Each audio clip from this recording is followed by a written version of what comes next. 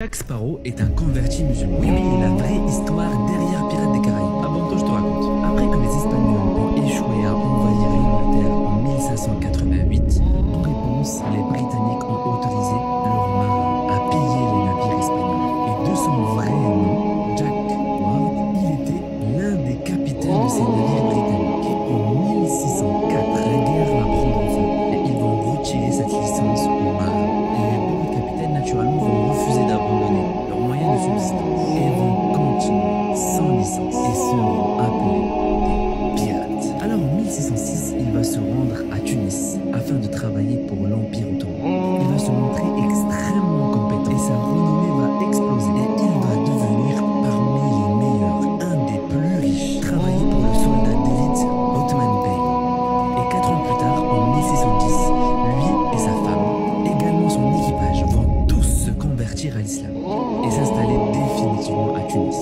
Et il va même décider de s'appeler Youssouf Raïs. D'ailleurs, ils vont même participer à sauver des juifs qui étaient oppressés en Espagne à cette époque. Mais surtout, il était également passionné des petits oiseaux, Usfour en arabe et Sparrow en anglais, ce qui lui a valu le surnom de Jack Sparrow. Et selon l'auteur des Pirates des Caraïbes, il s'est inspiré de la véritable histoire de Jack Ward de Youssouf Raïs pour son film.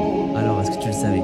Partage cette vidéo pour qu'un maximum de musulmans le sachent. Et dis-moi en commentaire des informations complémentaires sur son sujet que j'ai pas cité. Si tu le savais, salam alaikum. On peut s'habiller à la mode.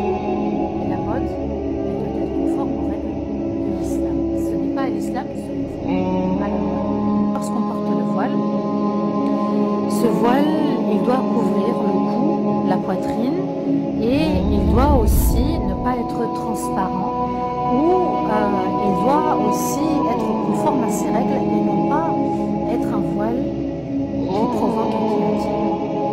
Il y a certes le tissu, le voile qu'on porte sur la tête, et il y a la tenue aussi qui doit être large. On ne doit pas épouser les formes du corps, on ne doit pas voir les formes du corps. Et la deuxième règle, c'est que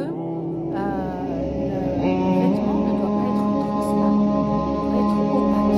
On ne doit pas voir le corps de la femme à travers. Alors tout ce qui est tunique courte, eh bien l'islam n'est pas légiféré ainsi. À nous de bien comprendre ces deux règles. Comprendre que le voile ici, c'est ouvrir la beauté de la femme et ne pas dévoiler la beauté. À nous de nous démarquer en étant sur le droit chemin de satisfaire sa majesté. Allah facilite la besoin aussi dans la communauté. Les femmes fortes, soyez fortes. Et bien, même s'il y a des critiques, même s'il va falloir résister à la mode, on peut s'habiller à la mode. Mais la mode doit être conforme aux règles de l'islam. Ce n'est pas à l'islam qui se conforme.